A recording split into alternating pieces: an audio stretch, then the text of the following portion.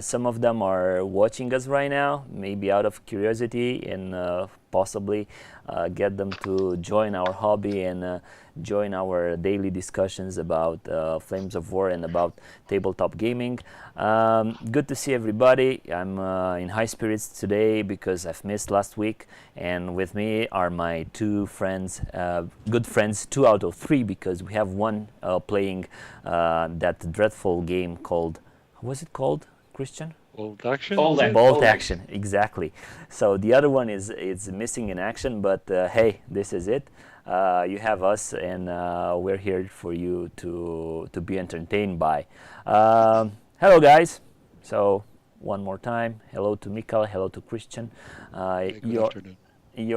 on right now, and I'm still having some issues with the interface I need to work on, because we're adding our logo to the stream, so I need to make some changes to the interface, and of course I've been late in doing that, but hey, this is how it goes with live shows, and this is why we're doing it live, because we want to have everything as it is for you, and we want to discuss everything as it is with you guys.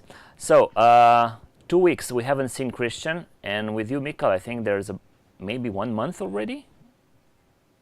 I don't think so. I think we last time we talked was like 3 weeks ago. 3 weeks ago. So what have you guys been doing in this tabletop gaming and in Flames of War?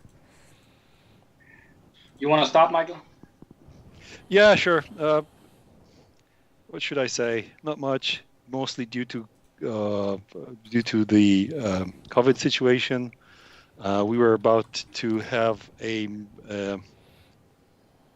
some kind of a meeting of friends where we would play Flames of War in a store, but unfortunately, due to restrictions on COVID, we are now left without a place to play. I think these guys can come to my place because I have 2 tables at my home, and I'm not sure whether they will be even allowed to, because there's rumors all about a total lockdown for at least 2 weeks in Poland. Right. Because the COVID situation, it's just skyrocketed. I mean, the numbers are like 20,000 per day. All right. So yeah, it doesn't look very good. I mean, I'm still working on the positive note. Yeah, I'm still working on my table. So I did some new modeling. I did some tree lines, like trees that I bought from AliExpress, and I also painted up the cows that I showed you last time. Now we have to see 3D those printed ones. cows painted. Yeah, I'll try to bring them on. Right. What else? And I did some landing craft for the D-Day landing story mode type of play. So yeah, I did some modeling mostly, but apart from that, not much. Nice. Right. Yeah, I've been doing some crafty things myself. I've bought a terrain box from Foreground, 7 houses. One it's on the background right now. You guys can see like this and this, and I've been building 3 out of 7. I'm currently building a shop, which is very, very detailed, and it takes a lot, gluing my hands and everything, because yeah, I'm just doing it as I watch it. I'm not taking everything by the book, cleaning up everything, all the who reads instructions? yeah, who reads manuals? instructions, exactly. I'm just like, do this fit? Yeah, they fit. All right. If they don't fit, I have a cat. How you call them? Those knives that you cut. Exacto knives. Exacto knives, exactly. And I'm using those just to make room for whatever I think that will fit wherever I think. And you, Christian, what have you been doing? If you check your watch app, you can see what I've been doing. You remember I told you about that I've been spending like 3 months Whoa. painting on the Achilles. I showed you the other day the ones did I show you the ones that were finished? Yes.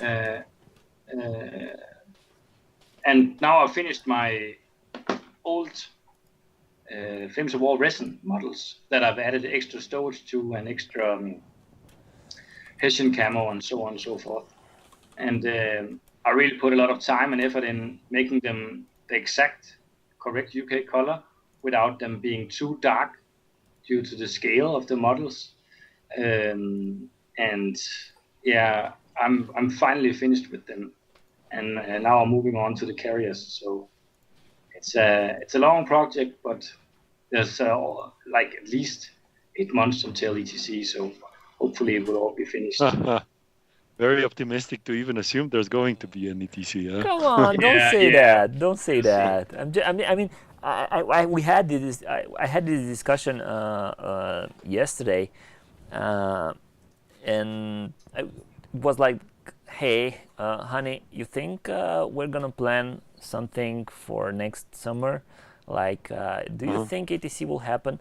And I was like, "Well, yeah, I'm sure it will happen. What the heck? This COVID thing can't take that long." And then she was like, "Yeah, we're going through a holiday."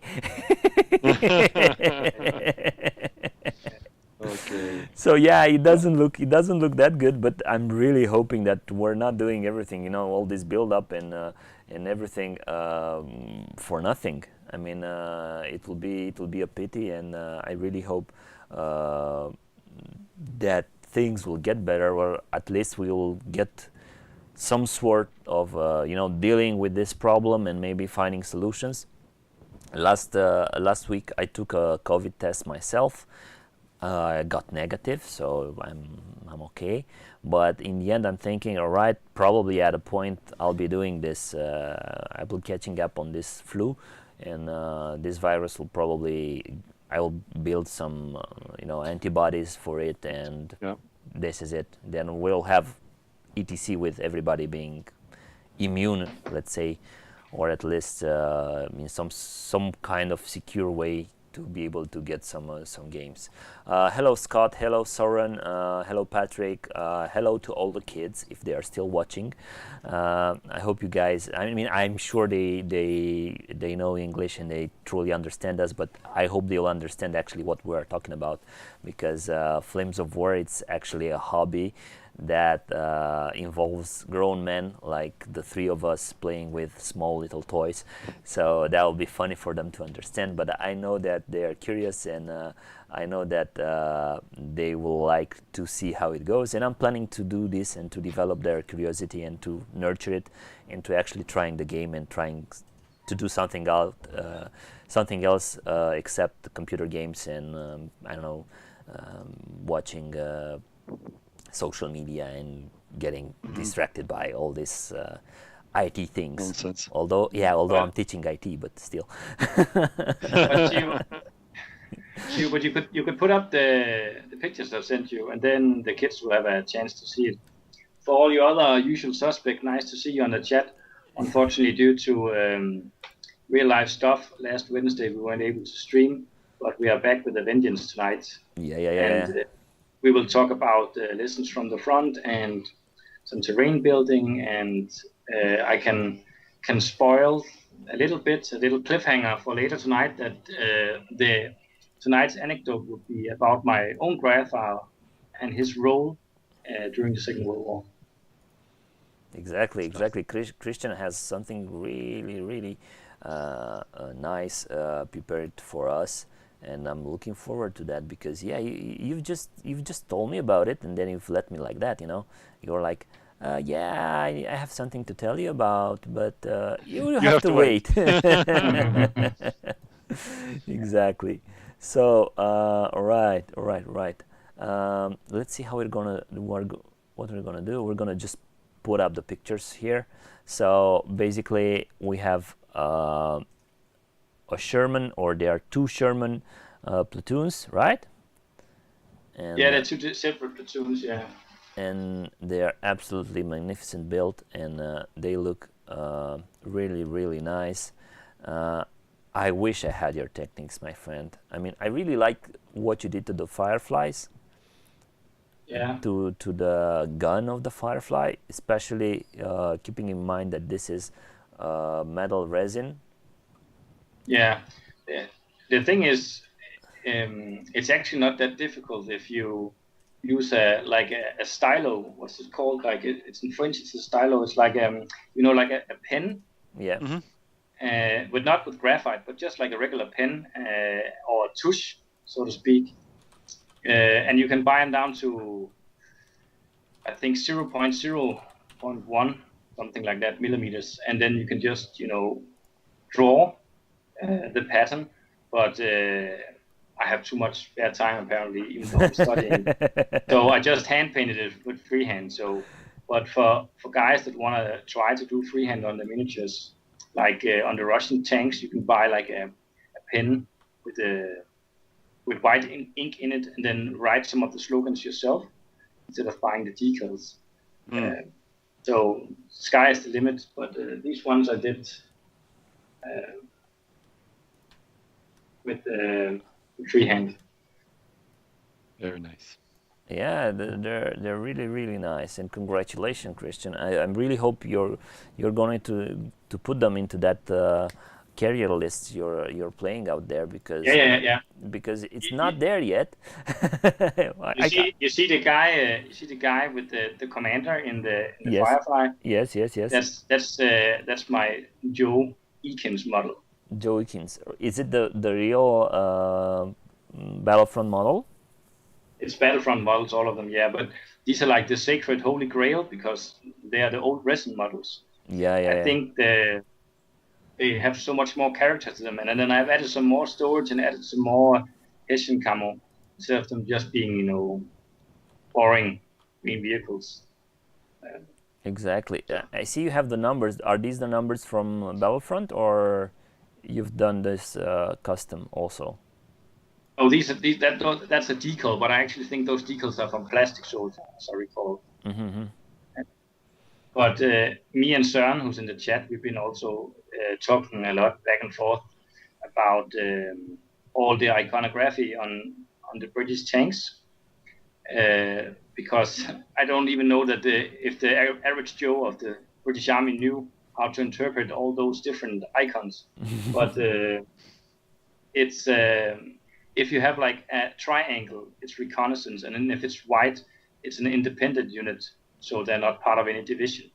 But if you have the different colors and shapes, it's just the shapes are to represent the squadrons, separate squadrons, and the colors are to represent like, let's say, the seniority of the regiment, whether it's a junior regiment or senior regiment, and so on and so forth. I guess it was to confuse the enemy. Huh? It's like, oh Hans, is that the command unit or not? Yeah, exactly. Hang on, let me check in the book. Yeah, and then if you see real pictures, they have storage all over the place, so you couldn't see anything, like the markings or whatever. They'll be covered in mud and dust and storage and things. Yeah, I especially like what you did with the weathering and stuff, because that's a lot of thick mud right there on those turning wheels and on the tracks also. It's really nice. I'm trying to achieve the same thing, but I think I'm using the wrong materials. You have to be very subtle with it, because on that scale, I sometimes see people that just splatter their tanks. Exactly. In weathering, and for me as a 14-year veteran of the army, the tanks don't look like that. even if it's a muddy field they're driving around in, there's not mud all the way to the turret. Right.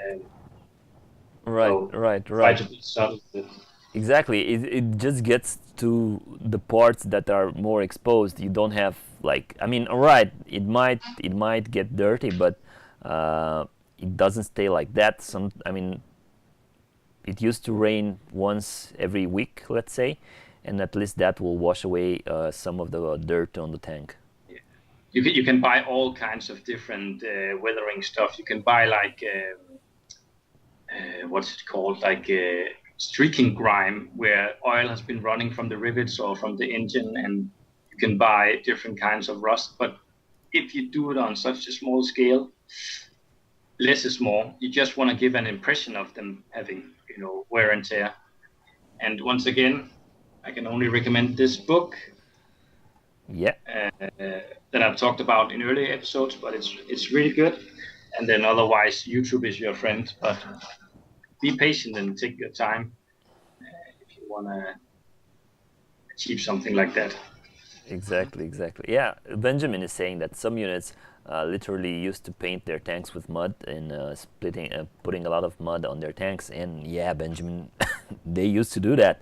But in the end, they had some seniors inspecting those tanks, and when they've seen that they were like muddy and stuff, I don't think that Yeah, they it would has let also them. something to do with maintenance. You have to, Exactly. like, if your track wheel or your engine wheel is completely covered in mud, let's say it's in the winter, like when it was on the Eastern Front, they would the tracks would get covered in mud, especially the traction cog would get covered in mud, and then it would freeze overnight and it will turn into granite, so they couldn't drive. So you would obviously go out and clean your tracks as much as possible, otherwise your tank would be immobile. Exactly. So, guys, with your permission, I'm just going to step forward to what's been going on Battlefront webpage, and we haven't done this in a while. We haven't visited the site and presented everything that's going on there. It attracted my attention that they're putting high emphasis on the city ruins that they are proposing to us. I'm not a big fan of city fights. I mean, when I'm at tournaments, I can maximum see one or maybe two maps that have city ruins and this kind of things. Otherwise, basically, you'll see maps and you'll see tables done with a rural area or maybe a town, but not especially with ruins and this kind of scale that it was in Stalingrad.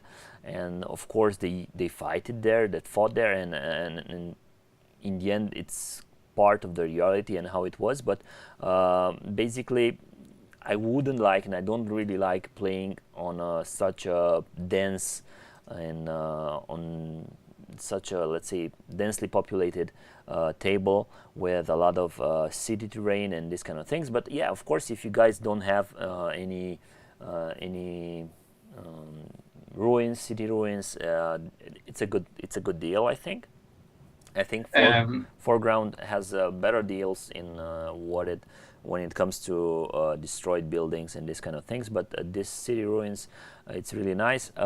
Christian, we've talked about and we've shown on the show what Helge is doing with his city table, with his Stalingrad factory, and all these very nice buildings, let's say iconic buildings of the Stalingrad war and the Stalingrad fight. Yeah. But he did those by himself, from what I remember. We've talked about it. So yeah, if you He guys actually bought those ruins. Let me see, because I can try and send it to you. Because I think he bought the city ruins, and then he's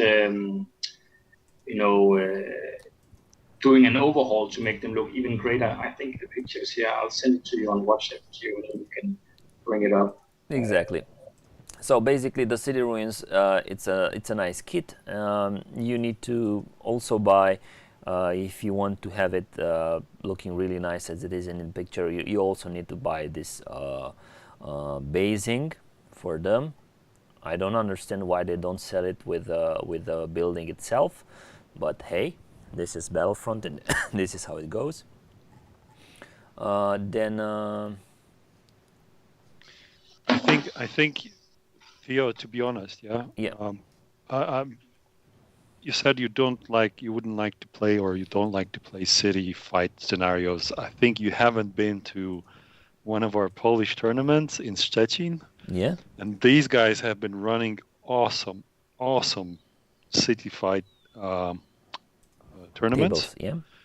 Because I think that was still version 3, and they have been running tournaments using 1,200 point armies. on a 48 by 48 tables. I'm just going to send you the pictures to your WhatsApp. But I mean, this is amazing what they have done. Now you reminded me about this. And these guys have been running awesome shows each year, tournaments. Sorry, and really, if you would have been to any of their tournaments, it would have changed your mind about this. I don't know if any of you have been to the first ETC where there was a participation from the Flames of War crowd. No, I haven't. No, it was the one in was it in Hamburg or what was it? No, in Gorzów. Oh, in no, Poland, 2012. Okay. No. I started in 2000. I was still playing World of Tanks by then, so I didn't make the transition to Flames of War. Basically, it's not the fact that I don't like playing on a city map. It's the fact that, especially with the version 4, I find it very stringent in terms of how you interpret rules and how you move around your armies, and yeah, I don't know. It's as long as it's just ruins, because if it's buildings, it would favor some lists. Yeah. But hey, then again, some people, everybody is not like us, playing competitive. There's also the scenario guys, and I also like to play scenarios. But in a competitive matter, that's one thing. And then if everybody is actually prepared to play City Fight, then it becomes a completely different story. Yeah, exactly. So that's really, for me, it's an awesome way to play it, and a completely different one as well. And you build different lists. These guys have created like a massive. I think they had like 12 or I think at least 12 tables, 48 by 48, and it's like completely jam packed with buildings, roads, bridges.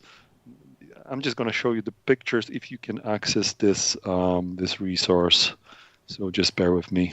Yeah. Scott is saying, what's wrong with that? You should bring a list that you can take on to all tables. Yeah, I agree with that, Scott. I agree. But then again, some tables, there's a fine line between aesthetics and then also a playable table. Exactly. But if it's like a scenario event, like the one we host each year, a 2-day campaign, you could easily bring a city fight table. Mm-hmm. We've done that a bunch of times. But if you had a tournament and you have an entire table covered in cityscape, the tank armies won't stand a chance. It's not that fun, let's say. I mean, they stand a chance, but it's not that fun because you have to discuss absolutely every terrain bit and every terrain detail with your opponent, and you have to, negotiate if that's a building or if it's a ruin or if it's just a crater or if it's rubble, and what happens if you go there and what happens if you go there. I mean, if you're watching this, I mean, on this map, yeah, with this city ruins, what happens inside these walls? I mean, is it inside? This is supposed to be inside a house. Is it a house? Is it a building? Or is it just higher ground, let's say? And then what happens to the higher ground, Yeah, but Helge is saying that it depends if you play like with the city fight rules or you play on a table with a cityscape, so to speak. But again, it adds flavor, and I think these ruins can work just perfect in a regular game. But if the entire table is covered in ruins and there's like no way to go with your tanks and everything, might be a trouble. But hey, then you have one poor game. But you're prepared for this, yeah, because it's a city fight tournament. So you already know that if you bring in tanks, you might have some trouble. Yeah. So we never had the issue that somebody was complaining that it limits some kind of a force. And really, with 1,200 points, it would be roughly like, I don't know, we would play 60 points in the new version. Mm-hmm. So it means, a tank force is not really that feasible anyway. Yeah, of course. Mm. Of course. Alrighty, guys. So this is about city buildings, and All right, let me check with so boom, boom, boom, boom. Rubble crates. Okay, cross bulletproof. Inside building. What are you checking, though? Terrain, the terrain chart. Terrain chart. Oh, okay. So exterior walls are impassable to tanks. I think Doors buildings and are pretty much windows, impossible. terrain dash for infantry, impassable to tanks and guns. So basically this wall will be impassable to tanks, right? A tank will have to go round. Yeah, possibly. I mean, this yeah, it's fun. I don't say I don't like playing in a city map. I like having a city on my map, on my table, but not exclusively just a city, you know. Then we can see they are starting to pump out some of Soviet's assets. I really like the Zisu M17A platoon, the fact that it's plastic. I wish they would have done this for the American anti-aircraft because it's the same vehicle actually. And then this is the 50 cal, let's say, and then it is the other one which is the 37 mils. But that would have been very easy to put here, and I would have really liked to have this in plastic for my American units. But I'm hoping they will probably bring them with the new book, with the new bulge book. Then we have what do we have here? We have Bagration spotlight on the Soviets. We have a launch in Timyanki for the Soviet armies. If you guys know anything else about Timyanki, just yeah, you can tell the people. And I don't play Timyanki, and I don't know how it is, how it comes out, and how it is everything. Of course, we have a memoriam to Phil Petrie, who passed away. I'm sorry for this. It's a loss for the community. It's a loss for everybody that knew him. And then we have something that we all been waiting for. It's been, I think, 1 year since the last lessons from the front. And guys, I'm very pleased to say it's finally here. I know most of you guys watching us right now already seen this. I want to dedicate about at least 15 minutes to these lessons from the front, because it's been something that I've been asking for from Battlefront, and it's been something that I really wanted for our community. Yeah, lessons from the front, sir. This is what I'm talking about. This is the real juicy thing. This is the thing that I've been waiting for. And then I was like, all right, so this is first page. Oh, nothing happened in the first page. All right, maybe it happens to the transport. So are transport tank teams... What? Are transport teams tank teams? Yes, all teams are either tank, infantry, gun, or aircraft teams. Okay, transport teams are tank teams with additional capabilities. So if it is an unarmored vehicle, it's still a tank team, but unarmored. You get my point? Yeah, I mean, is there a change into this? Yeah, right. If an infantry unit is mounted in transports, does it remain pinned down? Can the transport move towards the enemy? Yes, it remains pinned down. This does not stop the transport from moving towards the enemy, but when the infantry dismount, they will have to do so away from the enemy if they are still pinned.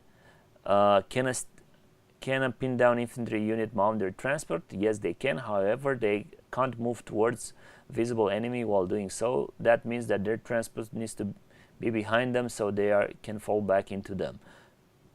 Totally agree with this. Maybe... Yeah, I think this is something that clarifies some of the things. I mean, people didn't used to know. I had this. I ran into these questions at my games. Can I remount my transport? And usually I was saying, yes, you can remount your transport because it's nothing stopping you from doing that. And then people were saying, can you move your pinned down infantry in transport towards objectives and towards anything else? And I was like, yes, you can. But then can you do a mounted assault? Is that a good Interesting. question? It's an interesting question. I mean, it does not. Let's think about it. Charging into contact is not stopped by the pin down rule, because it's the transport that moves. Exactly. And then nothing stops a pin down unit from swinging in hand-to-hand combat. Exactly. From my perspective, it would work. It could work, right? Yeah, I would say so. Could you say it again? It's kind of silly, but it works. So I mean, so it's like this. They clarified the fact that you can mount units in your half trucks, and you can move the half trucks towards your enemy. Yeah, because they are still pinned inside. But what happens? Can you do a mounted assault?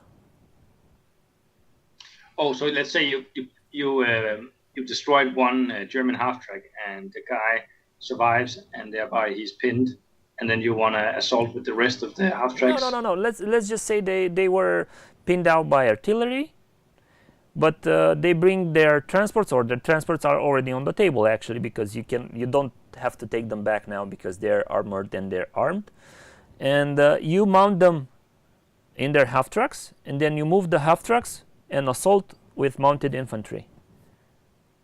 The infantry is still pinned down. Yeah, I think there's a loophole there or something. I don't know, because it sounds legal from rules as written, but the intention is maybe clearly something else. Yeah. Yeah, I mean. Yeah, and what happens, like Christian said, yeah, what happens if if a tank gets killed and the infantry survives? It's an assaulting team which cannot assault anymore. It cannot charge into contact. I don't know, because it cannot move closer to the enemy. Yeah, exactly. I don't know. And then I would add to this, because we've run into this, and I think with this Russian book out right now, more people will be running into this issue. Infantry mounted on tanks. Mm-hmm. So basically, let's say you spray the tanks with machine guns, and the infantry on the tanks gets pinned down. Riding on tanks, can it be done? I think it can be done, because as with this, this is mounted, but riding on tanks, it's similar to being mounted, or not? Yeah, it is being mounted. All right, so it is being mounted. So then you pin down the infantry, and the infantry will not be able to assault, but they could get down from the vehicles, behind the vehicles, let's say. Yeah, why not? Yeah, all right. Moving on. This is quite clear. I was then looking, oh, look, killing commands, nothing there. Bulletproof, line of sight, nothing there. Mistaken target.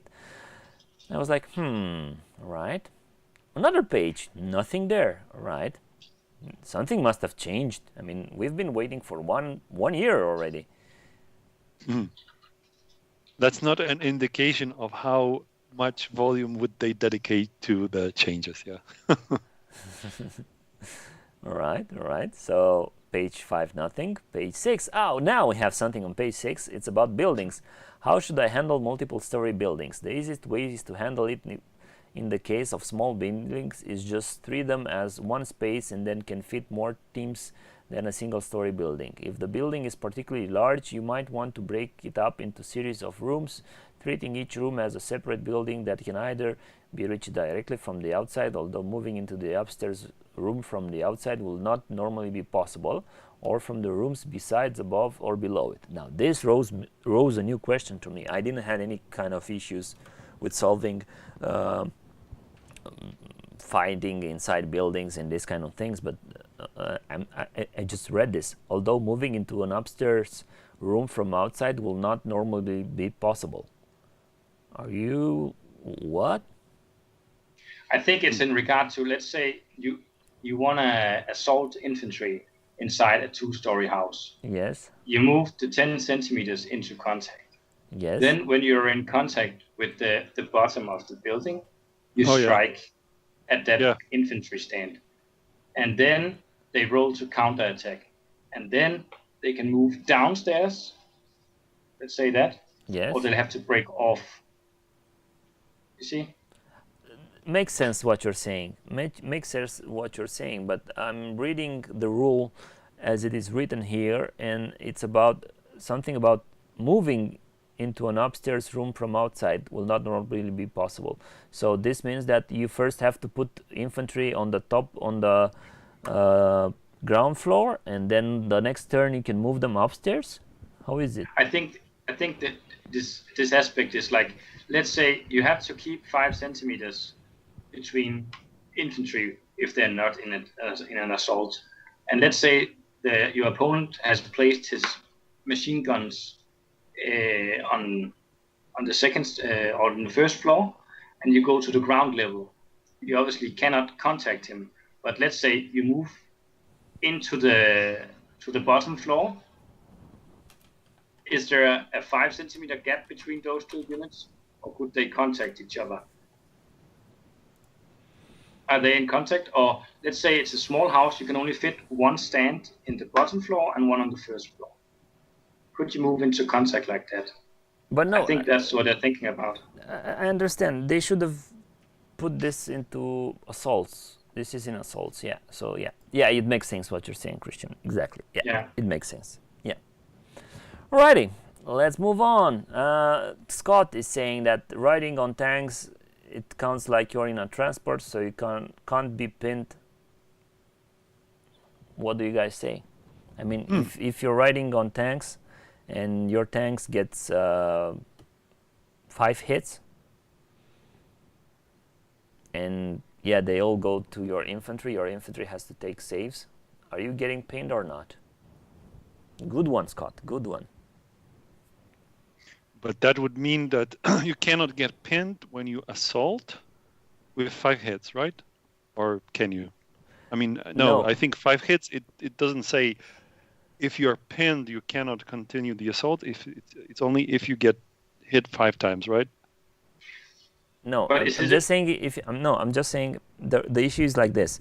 For example, tank riders, yeah, they have to dismount. When they launch they can dismount and get into contact, and then the opponent, the opposition does defensive fire, and if it stops them by 5 bullets, okay, that's okay, by 5 hits. The issue is if they are on the tanks are moving on the table, and you're shooting the tanks, and they get 5 hits on the tanks, is the infantry on tanks that has to take the saves pinned or not? Oh yeah, like if you use them as let's say you have 6 T-34s and you want to put on your infantries riding on the back. It's just a regular infantry platoon you put on the back, and then some half tracks drive up and hose down tanks and give them 5 hits. Exactly. I'd say they'd be pinned and has to dismount. Have to dismount? I'm not sure. No, they don't have to dismount. They don't have to dismount. They just take the the rolls. I mean, if you have three units, 3 teams on one tank, and that tank gets hit once, all three teams have to roll for the save, and that's it, how it goes. But if they get 5 hits, let's say, how is it going? No, I mean, I think it's an exception from the transports rule, these tank riders. So I wouldn't put them in one basket with the transports, in which it says you cannot target these teams inside until you kill the transport itself. So for me, it's a different story. But they get pinned when they get hit 5 times. Yeah, I would say that. I would say that. Yeah, okay. But then again, let's say you get the infantry pinned on the back, and you want to dismount them. Then you cannot obviously go towards the enemy. You have to move away. Then exactly, and you can actually take a motivation roll for them being on the tank before you do that. Then I was like, all right, very important things until now. Then I was like, okay, we're already at the books. And we have D-Day American in the assault section and veteran assault bow section. What is the range of the flamethrower? Okay, 4 inches, like all infantry flamethrowers, right? Simple clarification. Yeah. How many jeeps does an armor rifle HQ veteran? Yeah, it's 2 jeeps. All right. This command card with the 4.2-inch chemical mortar, we had this discussion on the channel, so let's see how it goes. Allows you to field an additional mortar platoon of 4.2-inch mortars as a support option. Do I have to have a normal mortar platoon in my force to field a 4.2-inch chemical mortar platoon? No, simply need to be able to field the mortar to field a 4.2-inch chemical mortar platoon. However, you may also field a 4.2-inch chemical mortar platoon if you can field a parachute mortar or a ranger mortar platoon. So basically, what this does is the fact that you can take this 4.2 chemical mortar platoon only on infantry. If you take infantry, where you can take the the normal mortar, Regular 3-inch. mortar. Yeah. All right, this is pretty clear. I wouldn't have read it like this in the first. I mean, it's very clear now. I'm fine with that. Christian, you wanted to add something? Yeah, I think I can't recall whether they've written the same thing in the British rules, but I think this goes for the same, because we talked about this earlier, that you can, instead of taking 3-inch mortars for your UK forces, you can take the 4.2-inch instead, which is obviously better. Exactly. Now, the Crocodile support card from the D-Day British Command card allows a US player to take British Crocodile Flame Force as support for any rifle company. Does this include parachute rifle companies or armor rifle companies? No, it doesn't. The any refers to any variation of the normal rifle or such a veteran rifle. This was clear to me, let's say. It wasn't such a hard question, I think. What do you guys say? I would beg to differ.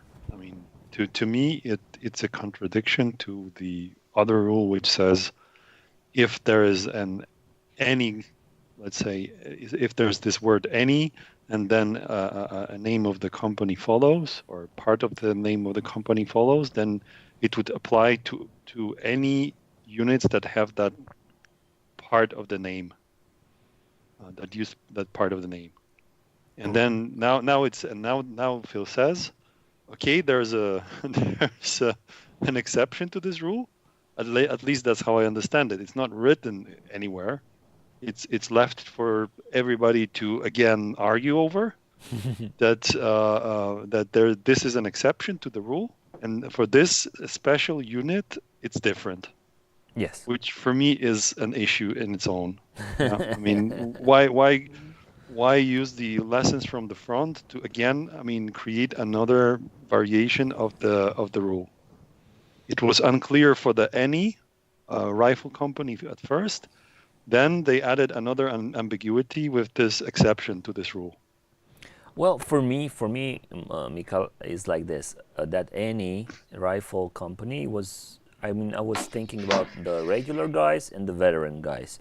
I was not going into armored rifle or parachute rifle. Yeah, but it does have rifle company in its name. And if you read another section of lessons from the front, it says if it has that part, then it should be okay to use it with. Exactly. It's the same situation with. I know it was a card in the German book where it says any tank formation. Mm-hmm.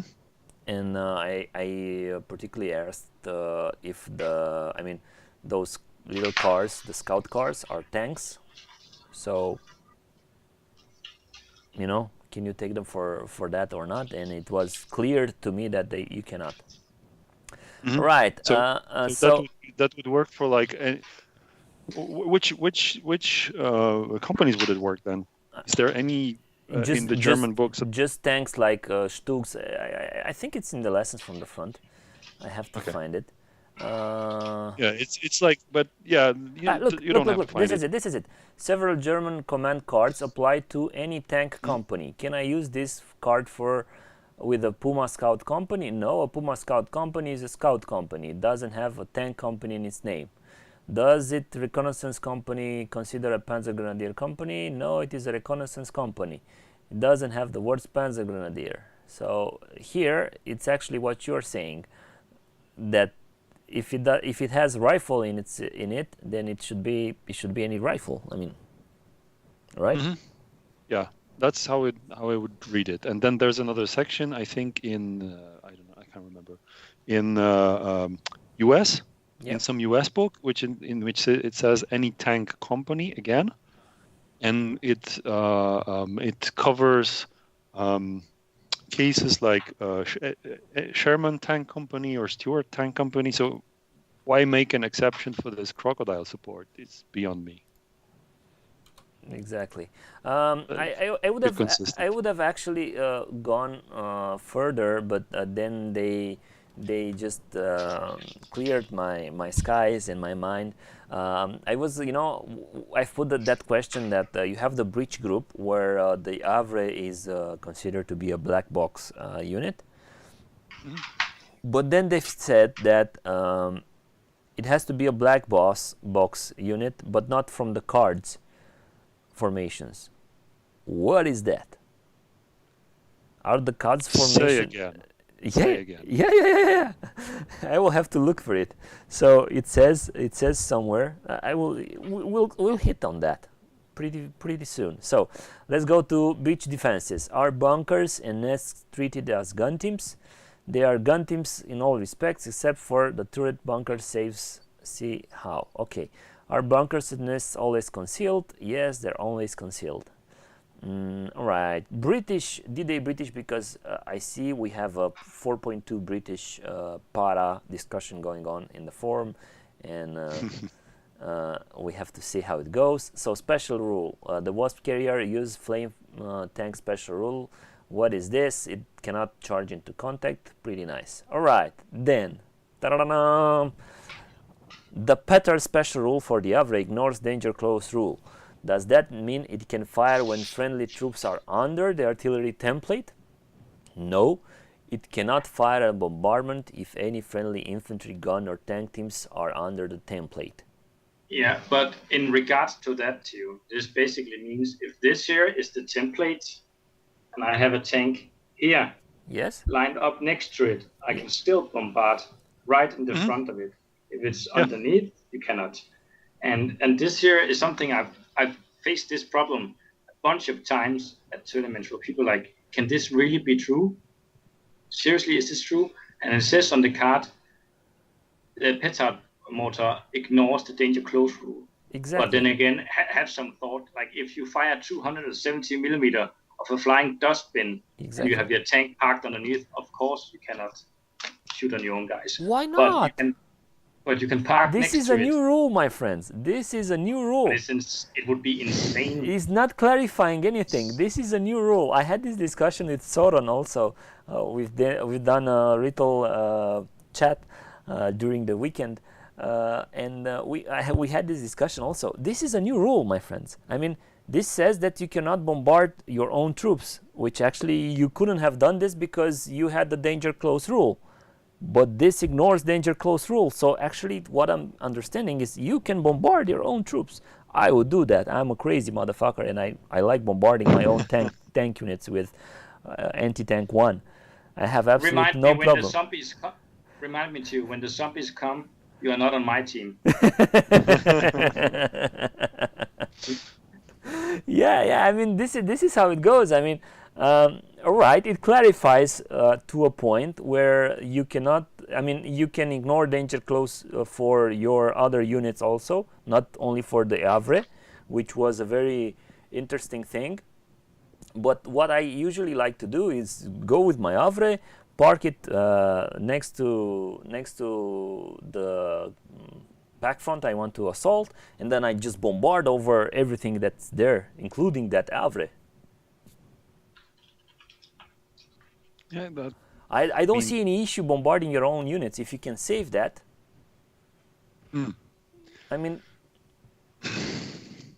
I mean, from the gaming point of view, yes. From the we're trying to do kind of a simulation here point of view, it does not work. Yeah. Gio, this discussion is stupid. We're playing a war game simulation, and you cannot purposely bombard your own. I totally, Christian, I totally understand what you're saying, because you're a doctor and you're also, an army member. Yeah, you're a nurse and you're an army veteran. I totally understand your point of view, but my crazy gamer ideas are that if I can take the saves for the guys under the template, I take my chances. I bombard even my own infantry. If I do the save for them, they live to fight another day.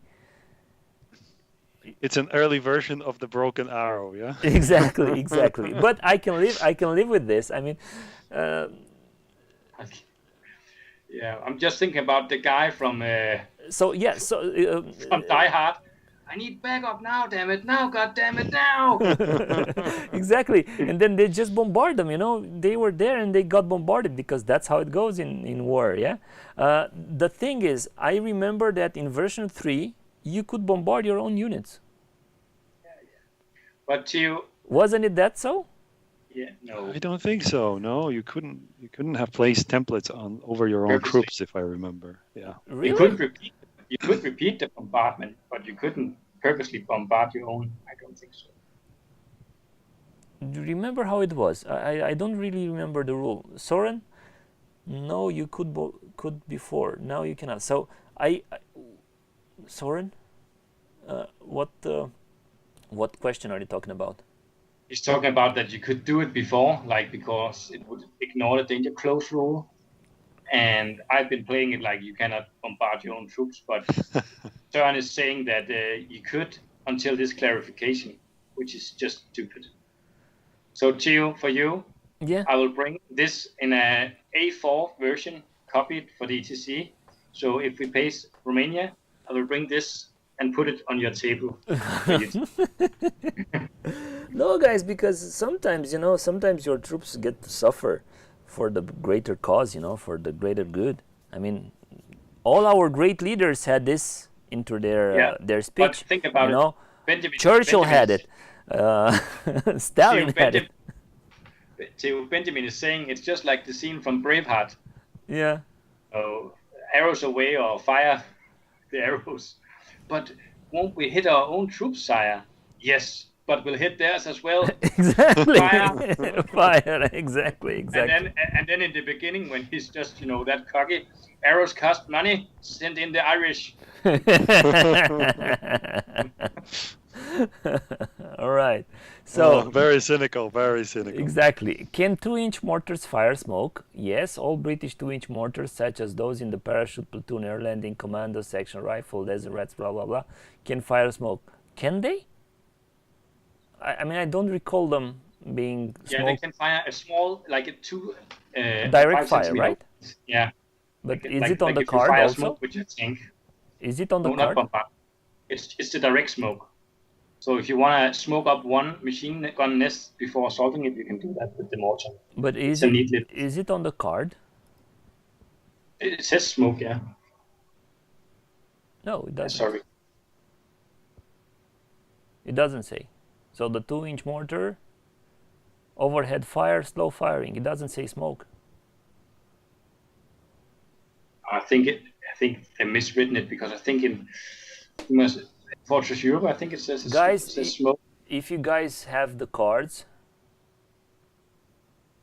so it wasn't on the card. I have the cards. Let me check. I have the cards right now. So this is a buff actually for the 2-inch mortars. So suddenly the British, who used to be like my #1 choice for everything because they were so good and so well-rounded, now get a buff. Yay! We get to fire smoke. But they used to have that rule in version 3, so. Yeah, but we used to be able to bombard our own units in version 3. Yeah, but to think about it like this, it's a rate of fire 1 weapon, and you are moving it, and you want to shoot smoke at something that is concealed, perhaps, or gone to ground. It's very unlikely you hit. It changes my tactics a lot. I'm telling you. But not with your microwave dice too. You get the 6. I keep hearing that, but it's not true actually, guys. I'm not microwaving. I'm not cooking my dices. So yeah. So tell me if you find it. What unit does the 1st Canadian Parachute Battalion Relentless card apply to? It applies to a parachute company and modifies the rally rating of the parachute company. I don't know why I read this. It's quite clear. Now the 4.2-inch mortars, I cannot see it. It doesn't say smoke. It doesn't say smoke on the card either. Yeah, so no smoke. But now we have a smoke. Can somebody tell Phil he forgot to place smoke on the card? Maybe But just I think they forgot about that because it was like that in version 3. From like day 1, they could do that. right. Perfect. The 4.2-inch mortar can. I didn't play any British lists until version 4, so this is not why I'm not contradicting you guys. You know better. The 4.2-inch mortars card allows you to field an additional 3-inch mortar platoon of 4.2-inch mortars as a support option. Do I have to have a 3-inch mortar platoon in my force to take a 4.2-inch mortar? No, you simply need to be able to field a 3.2-inch mortar before you can field a 4.2-inch mortar. And I've seen the discussions in the chat, guys. I've seen it. Can you take 3-inch mortars as support? Because everybody's saying, oh, just take the 3-inch mortars and then you have support and then you can bombard and do stuff like that. You cannot take the 3-inch mortars in support. So basically, you is the same thing as with the chemical thing. You need to be able to have the 3-inch. You need to be able to, to have the 3-inch mortar in your formation. But would they count towards your formation value? Let's say. Will they be formation? Will they be Yeah. formation? Yes, as the Panthers are for the Russians. It depends. For example, in the Russians, if you have the scout platoon that the Panther replaces, being part of the formation, then it's formation. If it's not, if it's support, then it's just support.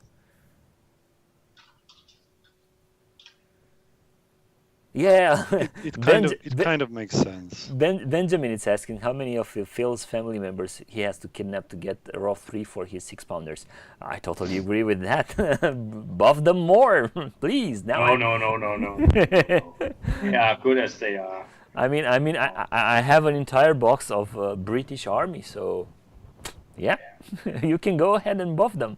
But just to clarify to you, so they will count towards your formation. Let's say you play a rifle company. Yes. And they will be part of your formation in regards to whether your company breaks or not. That's what we're talking about. No. Okay, so the 4.2-inch mortars, now I'm reading it again. Card allows you to field an additional 3-inch mortar platoon of 4 as a support option. Do I have to have a 3-inch mortar platoon in my force to take a 4.2-inch mortar platoon? No, you simply need to be able to field a 3-inch mortar before you can field a 4.2. Yeah, the 4.2-inch, it's a support.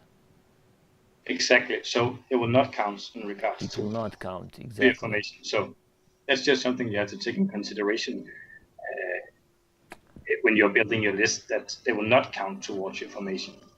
But it's like an infantry company is very difficult to destroy it down to 1 unit. So I don't think it'll be an option. So the American one, it's a 4.2 support option also. So it's the same situation actually. Yeah. It's a minor detail, to be honest. Yeah, it's like Christian said, with an infantry company, what do you care about? Yeah. You think so? Able to break. Yeah. Like in the old days, maybe. But then again, you had to destroy half of his units to get him to make a company command test. But I don't care. I would buy them any day, even though they are support, because they're so much better. 3+ firepower is really good. It's absolutely great. Yeah. I would feel these any day in comparison to like a 25-pounder. Yes, they have good defensive capabilities with anti-tank 9, rate of fire 2, turn tables, but they cost 14 points, whereas these cost 9 points, and they still have a 3+ save, which is really nice. Yeah. Totally agree with you. So Helge is saying artillery should not be able to shoot its own troops on purpose. Yes, but they should be able to shoot them accidentally. You know what I'm saying? Gio, stop. All right. So the Stug assault gun has its MGs listed as forward firing. Other Stug assault guns don't have this limitation. Yeah, the Stug MG is not forward firing.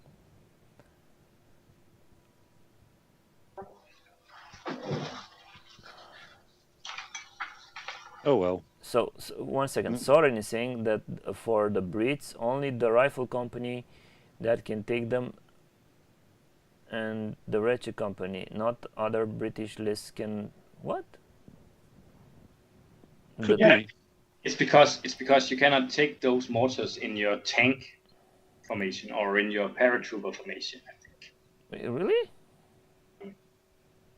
Look, airborne 3-inch mortar platoon. Yeah, but it says if you field a 3-inch mortar platoon. Yes, but it has the word 3-inch mortar platoon in it. Yeah, but You it know, doesn't we're have getting a back to that rule. It doesn't. but It doesn't say any 3-inch mortar platoon. You get what I'm saying.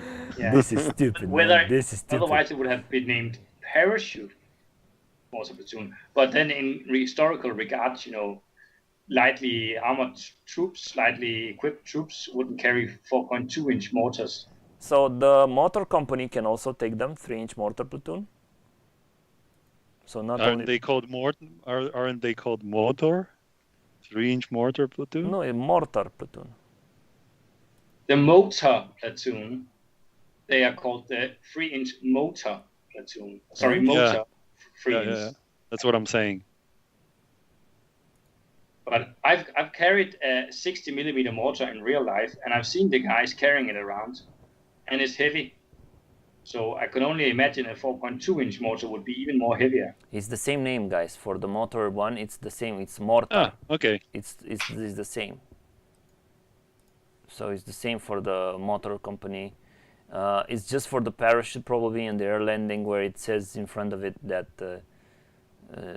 it's what is it say? You have to look at the product code. Yeah, it says LB109. Yeah, does it say? This gets even more confusing. Yeah, they can have the same name and a different product code. You mean? Yeah, it's LB0109. So motor company has the same thing. So yeah, plenty of them. Desert Rats also can get them, I think. Yeah, it's the same code. Oh, no. Yeah, for airborne they have a different one. No, So, for Desert crap. Rats they have a different one. This is stupid. I mean, for the Desert Rats you cannot get this. What? You should write a tearful message to Phil and ask for him to give you 4.2-inch mortars for Christmas. This is Come on, please. This is absolutely crazy. I mean, why not let me just take 4.2-inch mortars as support and that's it? Like you can. Because they want to sell you some 14-pounders, 25-pounders as well for 14 points. That's why. I don't take artillery then. You have to use it. You have Avres. It's so very good. You have Avres. Yes. You can buy them from Plastic Toy Buy Soldier. the expensive 25-pounders. It used to be so good. Now they suck. Yeah. All right, so we've kind of cleared this out. You can only do that for that. That's stupid. Okay, Waffen SS. This is very interesting. We're here. So forward firing. So Stugs MGs are 360 firing, so not forward firing. Very important clarification. Of course, another mess up they've done with this. But yeah, Panzer IV and Stugs SS Company HQ cards show the third unit. All right.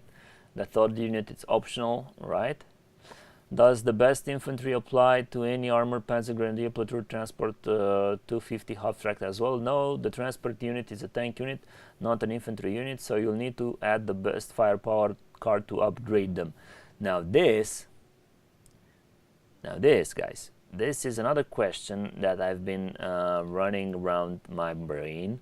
And it's actually something that it's in regard to, for example, let me just go first and see.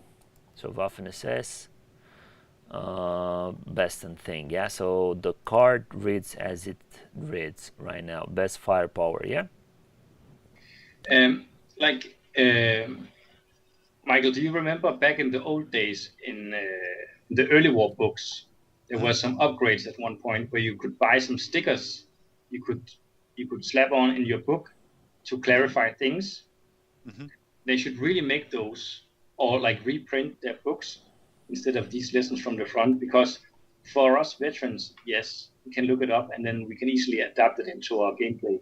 But for new guys coming into the game, they are totally confused by Exactly. product codes, lessons from the front, messages from Facebook, all that stuff.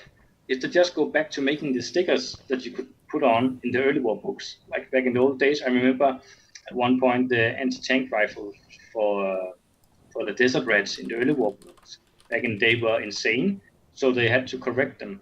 And you could just buy a sticker, or you could get it for free in your local hobby store and put it in.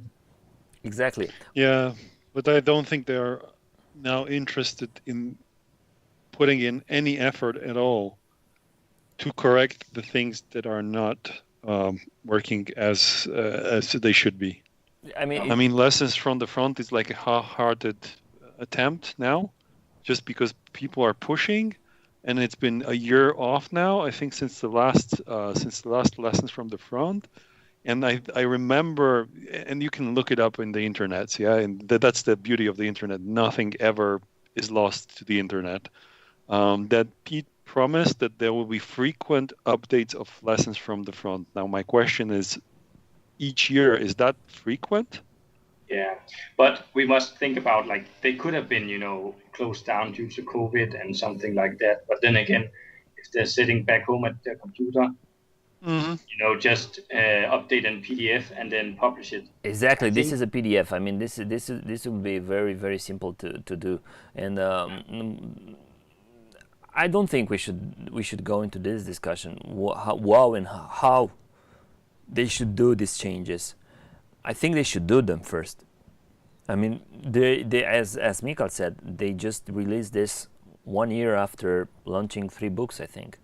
Meanwhile, that's a lot. I mean, I would go back just to the fact that, for example, they hadn't clarified the issue with the 57 millimeter guns for the armored rifle company, where they are 5 points. They're actually cheaper than the non-veteran ones, and they have a half track. They haven't said anything on forces. They haven't fixed that on forces. They haven't said anything in lessons from the front. Come on. I mean, I mean, sorry to be cutting in, Jens. Yeah, but for me, it's like, I don't know if you see it the same way, because what I'm really now unhappy about is that all these topics about the game itself, the system, they are just being pushed away from I don't know if it's Phil or if it's Pete Simonovich or what is his name, John Paul. I mean, they are just trying to make it look like the game is not the part of the product.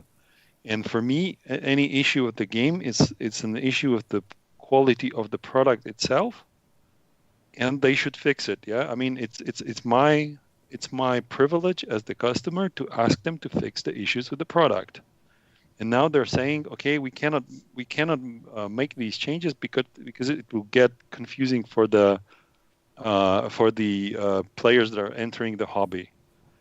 So wouldn't it be how to call it? Wouldn't it be a solution that they would make a system where they can adjust it as it goes on a regular basis? Yeah. And announce it to everybody, even those guys that are entering the hobby, and say, okay, this is a system where we continually work on the quality of our product, and we consider the game a part of the product, and we will continually make updates of the product so that you can get you are getting the best quality out of this. Yeah. Yeah. And if you announce it at the very beginning, then there's no issue like, I'm confused. The people would already know. You have to go to the website and then check up what are the latest updates. Yeah.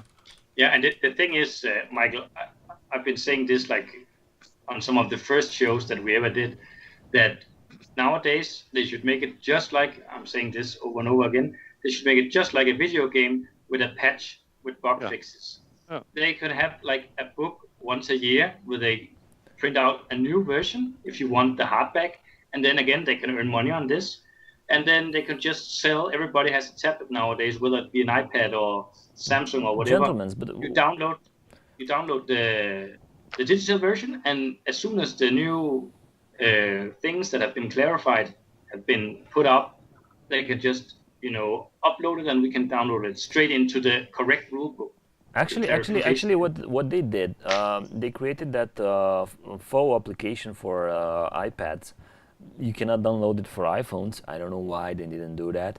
But you can download it for the iPad, and you have all the new books and everything there. And guys, we already have that. We have Forces, for God's sake. I mean, if only they would invest at least half of their energy into developing Forces, into being like a live portal, like Soren is saying, a live rulebook, yeah, a living rulebook, where they can just update things, and you can just update this into the units. Why do you sell me this? I mean, all right, I understand that I don't want to be rude or unpolite, and I know I'm over, I'm still somewhere in the between the age, the age for this hobby. My age is 36. I'm somewhere in between everybody doing this hobby, but why make me buy these things, or why give me this, and why don't you, when I buy the product, give me the code, go to the web page and be able to see the card live on my iPhone or on my Android or on my portable device, let's say. It's like the 21st century already, yeah? Hello, yeah, I mean, this is cool, this is fancy, this is cool. I agree, this is cool, but when you have, like, for example, I would go to a game with my American lists, and I will have about 20 cards, and I will start looking through the 20 cards and see all the stats, when I can just go over them on my lists and just see their stats and get the stats updated and everything. I mean, we should see how it goes. We should see what's better and what's not. I would still stick with what we're doing now, looking into these lessons from the front, because this is actually a thing that I would like to discuss with you guys. The Besten firepower, because I think this will change a lot the way people will play the Waffen-SS reconnaissance and Waffen-SS armored Panzer Grenadiers. The thing is like this, the card, it says in itself, all heavy weapons, guns and tank units have the following rating for 1+ point per 2 teams or part thereof. So all heavy weapon, gun and tank units have the following ratings for +1 point per 2 teams of or part thereof. So basically, if you have four SDKFZ, you would have to pay 2 points, right? Mm-hmm. That's correct. What happens if your formation has 5 SDKFZs, because you have also the command? Does it apply to formation? German build formation armor title. It's a title. Right. We could go over that, because I don't know if they clarified the title thing or not. I mean, for me, they haven't clarified it here. It doesn't say. I mean, I know that you can only take 1 title card for your formation. You cannot take more title cards. And yeah, that's what I mean. This 9th Hohenstaufen, but we already talked through this because we discussed it on the. So I think that the result per plus that comes with best firepower is fair. Helge, the question is like this. I mean, I'm taking this for my reconnaissance company, yes? And right, so with the 4 on the armored Panzer Grenadiers, 4 half tracks and 1 on the command, I would pay 3 points either way, because they are 5 units, yeah. But now for the reconnaissance you have 7, all right. So you have 7 cars, yes, for which you will have to pay 4 points, and then you have 1 with the reconnaissance. Oh no, there are 2. So actually, yeah. Then the question is, it's pretty clear. You have to take 1 more for the reconnaissance as well. It's expensive. I don't think I would ever use that. I would use it. It's not that expensive. It's 4 points. that give you a 4+ scout troop that can get into your enemy, and I will actually use it for my solo infantry unit, actually that's in support, and I will take it for that with the best in infantry and best in firepower. So that will be only 4 points more, and I will have basically the same cost as a regular armored grenadier unit, but this one will be fearless. So Yeah, you have a point. But then again, it's not. If you take it in that regard, yes, it'd be nice.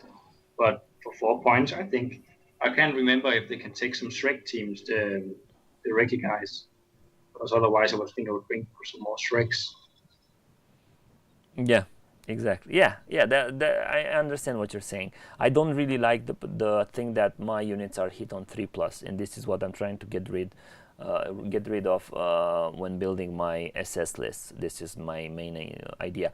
But what I wanted to say, because I think I haven't been clear enough, for example, you can also take for your support units, and what happens, where is it, so armor panzer grenadier, let's say, you have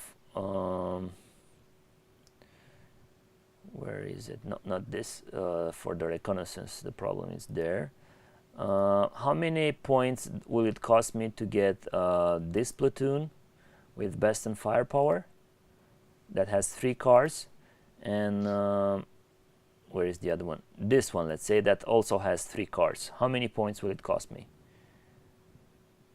It will be 6 cars in total, and it will be 3 points, right? It seems so.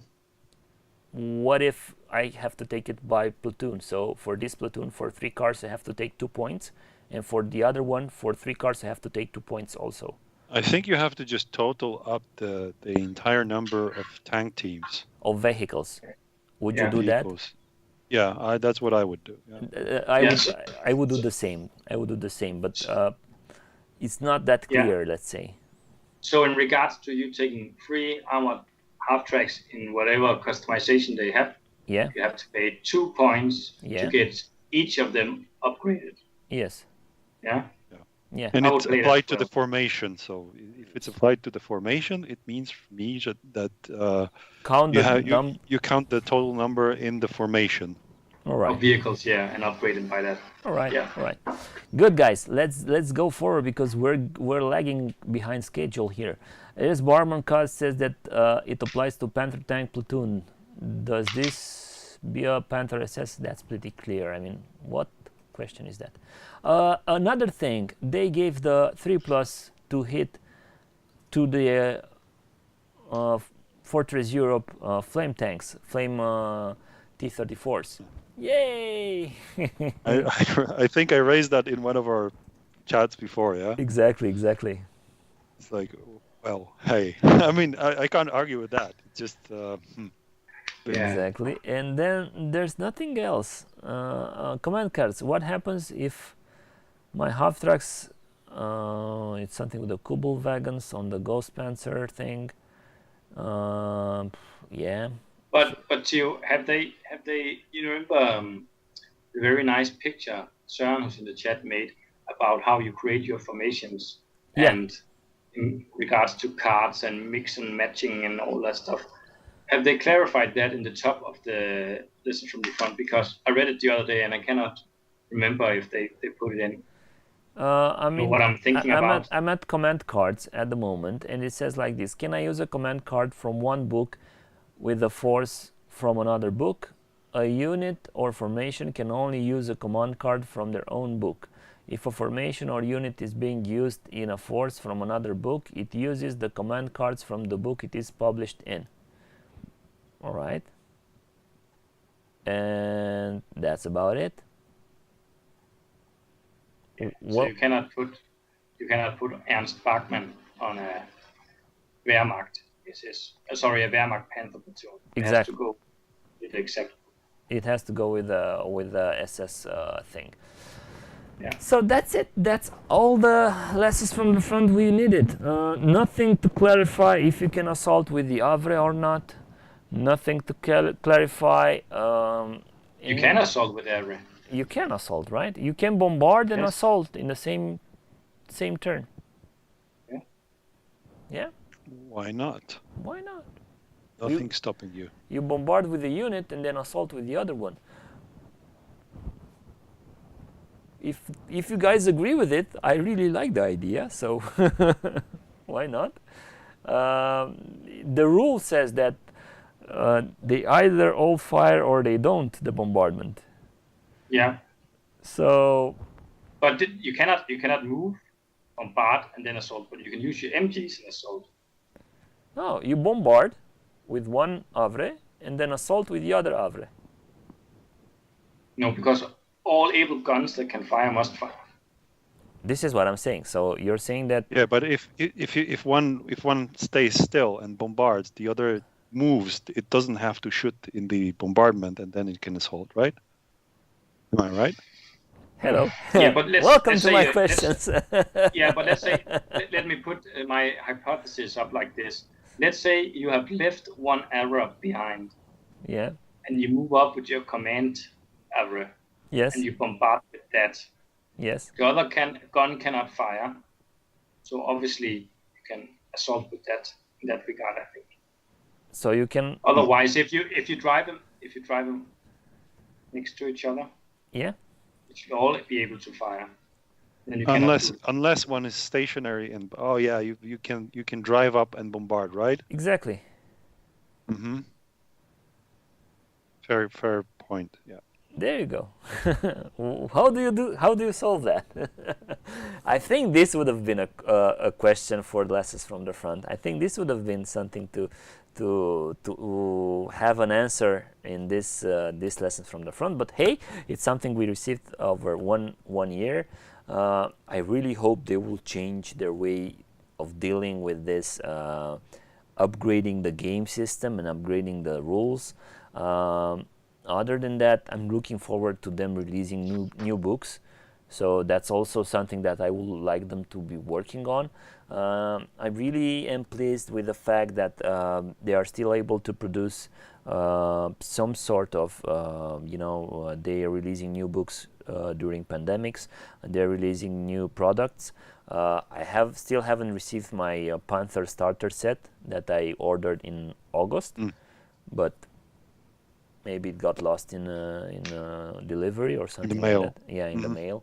I don't know that. I don't know if it's them or if it's the system or the mail system or anything else. But that's about it. I mean, this is how it goes. So this is all about lessons from the front, guys. This is all we received after a year of talking on Facebook and asking questions and debating on different issues. I'm not pleased by this. Except for the fact that I cannot murder my own troops, which some of you guys don't agree with me, but I can understand your point of view. And that silly thing with the 4.2 inch things, which you can take or you cannot take, and their support or not, they haven't actually answered if the Panther is support or if it's a core. They haven't answered that, but hey, we will just think it that way. I mean, if it replaces a scout in your formation, but I think all Russian formations can have the scout inside the formation, or don't they? Or there are at least very few of them that you cannot take the. Oh, so I think you are thinking a bit ahead. You're saying that if you buy the BA 64s in your formation, will your Panthers be in the formation as well? The ones you buy as looted or what? No. The BA 64, you cannot buy that because you replace it with the Panther. I mean, the Panther replaces the slot for the BA 64. Yeah. But you're asking whether they are in the formation or what? They are core formation or not. I think they are core formation. I would say that. So yeah, as Fabi said, one of my teammates, thank you Battlefront for finally giving me a reason to to play core formation Panthers. Because yeah, we all know that those Panthers are really nice. One can bombard and one assault. All guns don't have to fire in bombardment. Yeah, I know, Soren, but still, it's a delicate situation. So I don't really recommend anybody going to tournaments without solving this issue before making the lists, actually, because people will probably take Avres with this in mind, bombarding and then assaulting with the other. I actually removed my Avres from my carrier lists because it's redundant now with all the Russian tanks running around and all the other tank formations we've seen with the other nations. I don't think Avres, I mean, only meeting pack front will actually make them earn their points. Otherwise, they're pretty useless to my regards. Yeah, Panthers are formation if replacing a formation unit. I agree with you, Soren. We talked about that. Guys, foreground houses. I just bought a set of 7 of them. You can see one here on the background. They're really nice. I've seen it. I've seen them on Rob's tables when I play with him. And by the way, probably this Sunday we'll also have another game running. So we'll be doing game day special for the weekend. If you guys are willing to come and see that live stream. But I really like this foreground houses, and if you guys know any other terrain manufacturers that could be helpful for me getting my table ready, because I'm working on that, having my own table at home with this whole COVID thing. Probably I'll be doing what Rob is doing and moving around my friends' armies on my table at home and playing with them remotely, because I have like 3 armies now. Americans, Germans, and British. So any of you gents want to pair it up and give it a go. I know we talked about Tabletop Simulator, and I gave that a go also. I still haven't heard from my good friend from Switzerland, and I'm waiting for him to get back on us with his life and update to whatever he's doing right now. I know he had some issues, his family issues, but I really hope he's getting over them, and I'm looking forward to see him on the tabletops, let's say. And other than that, I just want to build my own table to have at home and be able to play with you guys remotely. So I've bought these foreground houses, really nice, really nice. A lot to do to assemble them and to put them together. But what do you think? What other manufacturers do you think are there and I should try? I think in my point of view, the foreground houses look nice, but in our local club, we had an entire room just for terrain, for all the different games we played there. And I was asked by the local board of the club to clean up the Flames of War terrain, because we don't play that much in our local club, maybe a few games a month of Flames of War, and they play a lot of different games, so it's taking up space. And the foreground houses that we had were really worn down. They look nice, but they are so fragile, and the MDF through play, transportation back and forth, let's say to a tournament, or just having them on the table, they will be worn down very quickly. I actually like the Battlefront buildings more, or in, like, let's say in Michael's case, you printed them yourself in the resin, because they are more sturdy and they can actually, take the wear and tear when you play. Take some damage. yeah, and actually the ones they have we have all the different Battlefront buildings, like from the big mansions, like the Rekur mansion, and all the different Stalingrad factory terrain, and all the French houses and everything. And I would go for, let's say, in a club that is where the terrain is being used often, I would go for for the Battlefront terrain any day because they are so fragile otherwise. That's just my own humble opinion. Yeah, I'm just collecting, opinions. I agree, but still, they've been dirt cheap, about 100 euros for 7 houses. That was pretty decent, and it gives me something to do for at least 2 hours per night, per evening. Yeah. They are nice too, but again, you have them at your own home, your own place, and it's your own terrain, and you probably be a little bit more careful with it. If it's a club terrain, people are a bit more, okay, I have to put down the house, and oh, sorry, shit, we can't see through the roof, put it away, and because you're so engaged in the game, and yeah. And suddenly the terrain gets broken. All right, guys, I seen you guys send me some really nice things on WhatsApp. Yeah.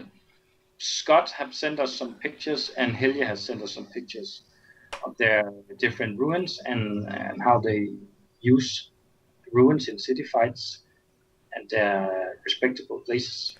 I think I can just share this. Let me just make. All right, so this I will try to share it through. No, not this one. Guys, just bear with me 1 minute. Yeah. All right, so I just share our WhatsApp because it's simple that way, maybe not to download anything, and it's all just pictures of our hobby. So anyway, meanwhile you fiddle with this, I'll just go get something for the anecdote for later. Yeah. Don't be too hasty about it.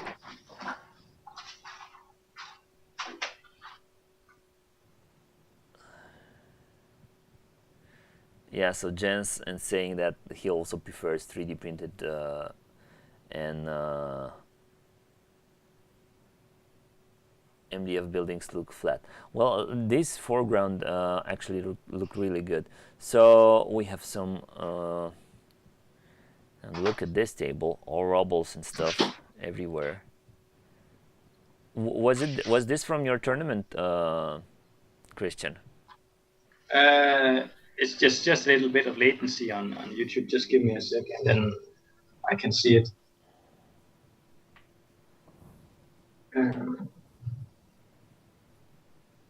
Have you started to share the screen?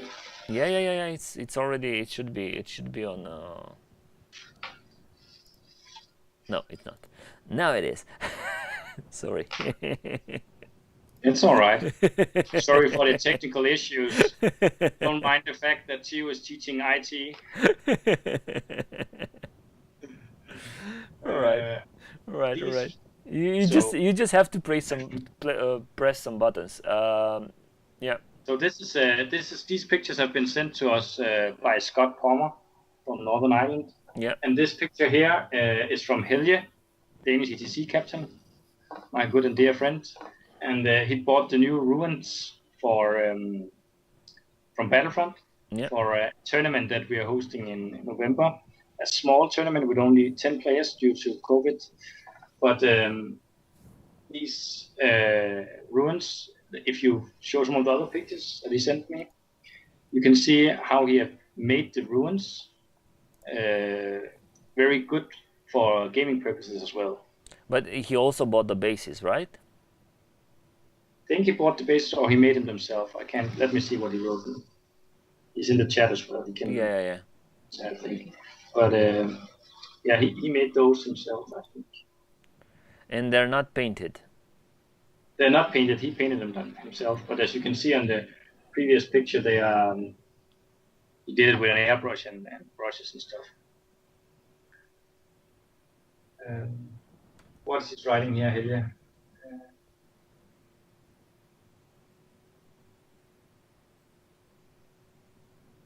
He's saying there's a hole in the rules with the average, but yeah.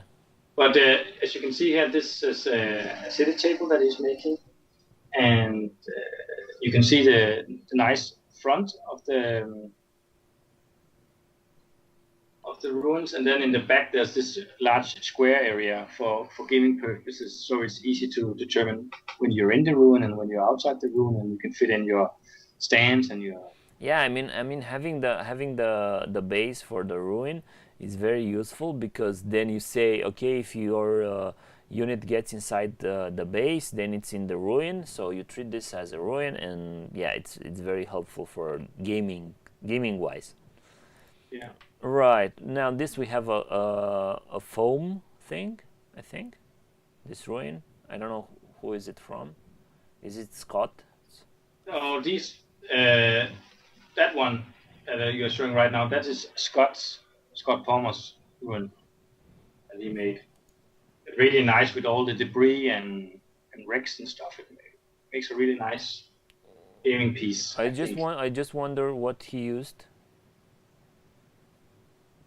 Yeah, if Scott is still in the chat, he Yeah, might Scott, answer. what materials did you use, or did you buy any pre-made ruins, let's say, and just build the base for them? Oh, from Current King, that's actually a nice company in the UK.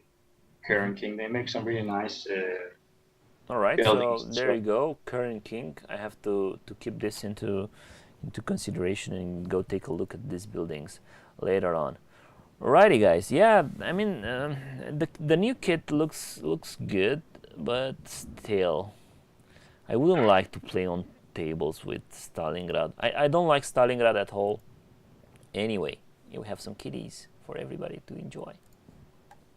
Did we lose Michael or what in the call? I think. I think. Where did he go? Where is Mikael? Yeah, he's not here with us anymore. Yeah, he might be back. You can try and redial him. Probably some connection issues. Exactly, and I'm showing some kitties. Technical issues. Yeah. No problem. No problem.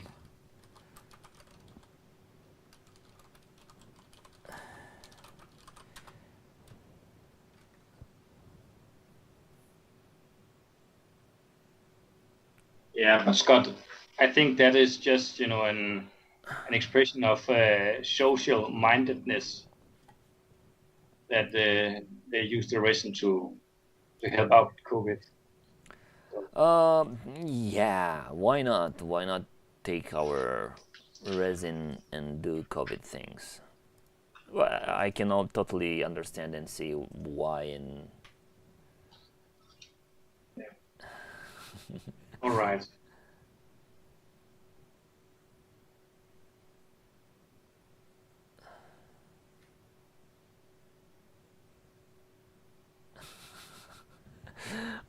all right. So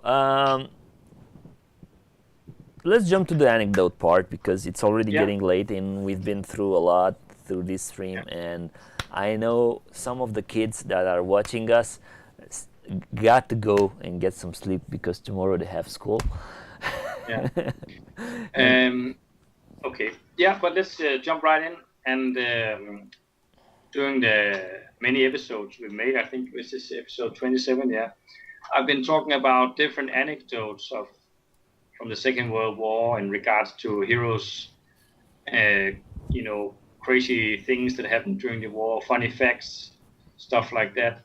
But I actually had the Second World War play a big part in my family's life, and this is how it goes. During the Second World War, I am actually from an island called Fyn, which is the island between Jutland and Sjælland, where Copenhagen is located. So if you look at the map and see Denmark, in the middle of the country, there's an island called Fyn. And my family originates from the southern part of that area. And what happened back then was that a lot of the Allied bombers, when they wanted to bomb Hamburg or Berlin, they flew over Denmark on the way in, because there was a lot of flak through France and the Low Countries and into Germany. So they took a detour across Denmark. And my granddad, he was a painter by trade. He had a painter company during his time when he lived. And in the 40s, they all, in the beginning of the war, they had no issues with the Germans. The Danish government tried to appease the Germans for them not to be too rude. But slowly through the 40s, the resistance started to grow, especially with a very famous group called the Churchill Group. But at the local historical museum in my municipality, there's a picture of my granddad and his resistance group. Because back in the day, there were two, there are still two towns in the southern part of Fyn, which is called Svendborg and Faaborg.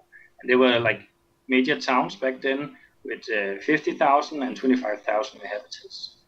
And between those two cities, there was a railroad that the Germans used to move different items back and forth.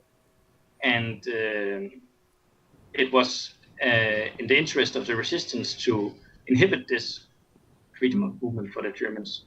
So my granddad, he was, recruited into a local resistance group, and they had some weapons dropped and explosives dropped from the British guys. And they blew up the railroad between those two cities. And this was in a very late part of the war. And my granddad actually had to go underground in the spring of 45, where my father's oldest brother at one point was sitting on, my grandmother's chest, like here, holding him.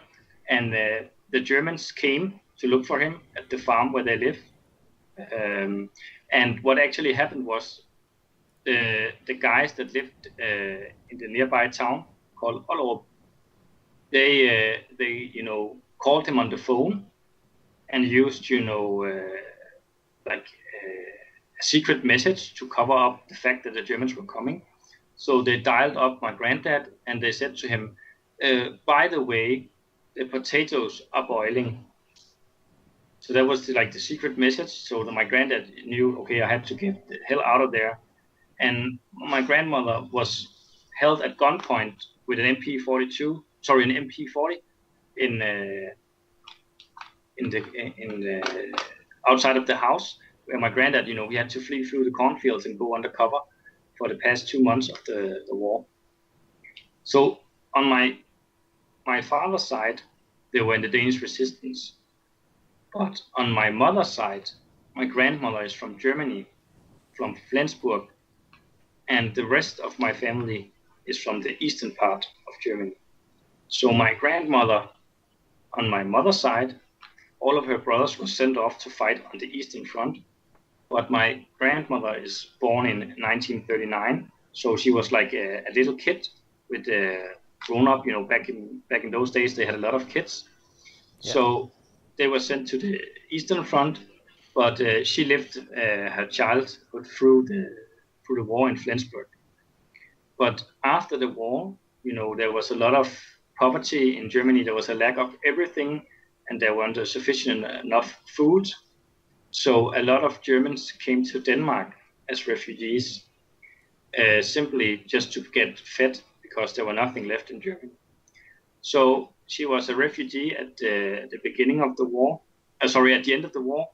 And when she was a little kid, she came to Denmark with a cardboard sign around her neck and everything she owned in a paper bag, and was sent to an internment camp to get fed up or get enough nutrition. And then afterwards, when she got a little bit older, she became a maid in a house in Denmark, where she met my grandfather on my mother's side. And young people, they fall in love, and they had my mother and my mother eventually from Germany. My grandmother from Germany eventually got a Danish passport and got to live in Denmark. And last Easter, I was at my mother's house with my girlfriend, and she said, I've been cleaning up in all of grandmother's stuff because she died 10 years ago. And she found a paper from Germany, a birth certificate with a Nazi stamp and everything, with them checking her to see whether she was Jewish and stuff. Otherwise, she would have been sent to a concentration camp or something like that. So I said to my mother, you must not throw that out, because otherwise, there wouldn't be any me if they had done that. And after the war, when she met my granddad on my mother's side, he was obviously drafted into the army, and he had to be in the same regiment as me, as I've been serving in for 14 years now. And she gave me my granddad's, soldier book. Mm-hmm.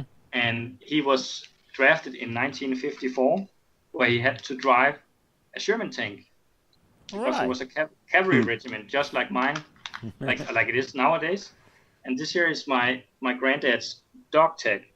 So with all the Marshall help they got, when they created NATO, they gave a lot of Sherman tanks and American equipment. So a lot of World War stuff. There's pictures of my granddad in the photo album, using Second World War equipment back in the 50s. So that's quite cool. And the last thing to the tale is that, obviously, as I said, my family on my mother's side is from Germany and from Eastern Germany. So they had 40 years in the DDR as well, the Eastern German Republic. Yeah. And I remember as a kid, when the wall fell, we went to see my family on the German side. And for my mother, it was her first time meeting, our German family, because we couldn't just go to Eastern Germany. So when I was a kid in the 90s, I remember, going there for the first time, and my mom was like, so emotional all the time. And I was a little kid and I didn't understand why is this thing. But that is how the war affected me and my family. So on one side, they had to fight for Germany, and on the other side, they were part of the resistance. They were partisans. Yeah, that's very, very interesting. So you can imagine the family gatherings, when they had to get married. When they discussed the old times. Yeah, you can only imagine that. What can I say? That's very interesting, and that only shows that we as human beings are capable of all sorts of things. Even getting at the same table or getting in bed with the enemy, in the end. But she was a small kid, and I remember my mom. She told me, up through the 60s and 70s, when people could, still clearly remember the war. They always looked down upon my grandmother because, she was from Germany and that's the enemy, and we remember and everything. And she was just an innocent child back then. She was born in 39, and they said that sometimes, my mom and her brother weren't allowed to play with other kids on the road because, they were bastards from a German whore and stuff like that. So, they were tough times. Not like, and nowadays Germany is the greatest trade partner for Denmark, and we have a lot of German tourists here, and I go and visit my family in Germany, and everything is good. It's almost a century ago now, so all is good. All is good. But exactly. We must never forget. Exactly. We must never forget, and we must not repeat what others have done by mistake or by poor evil. The thing is that we as human beings should always think about. It's a saying here in Romania that you should not do to one another what you don't want to be done to yourself. So. Maybe it's translated different in your language, but the meaning... No, we have a saying just like that too. Just literally. Like that. So basically, when you think about doing something to someone else, think about it if you would like that to be done to you. And mostly that's the part when aggression and aggressivity and this fighting spirit, let's say, just cools down a little bit inside you when you think about it.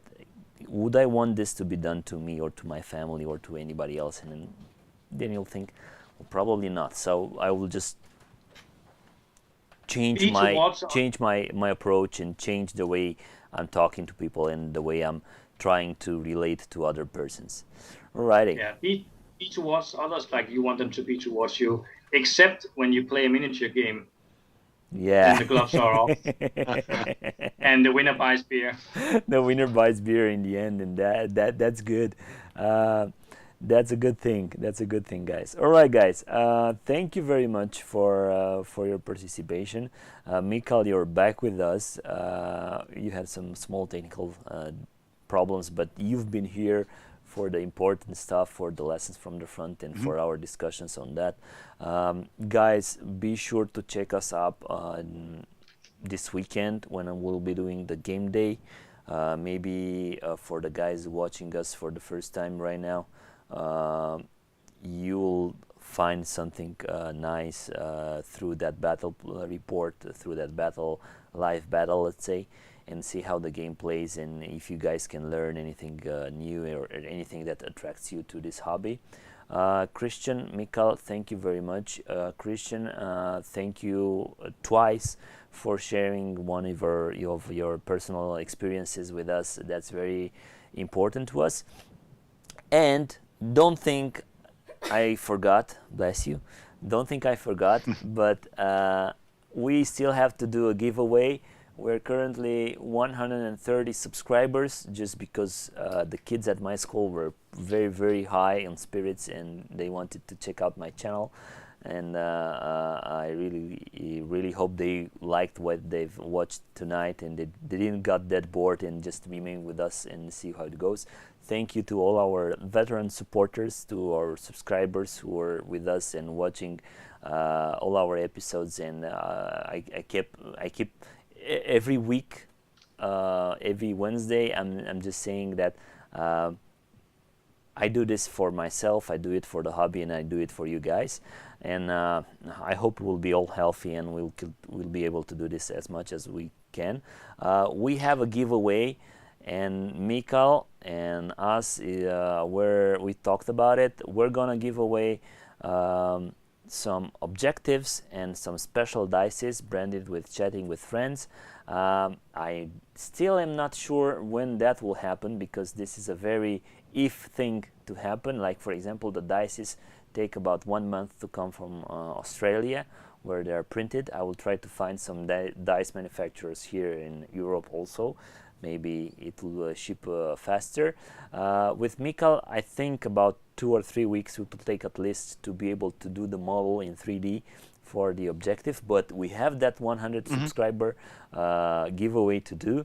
We will do a special video on that, and you guys will be able to comment and vote for that, and be able to receive the 2 objectives that will be limited and unique in the world. We will set for a transaction price for those objectives to be sold on eBay. So if the winner wants to sell it, I'll probably pay some special amount of money to have those objectives and to give them a high price, let's say, to have a high bid on them.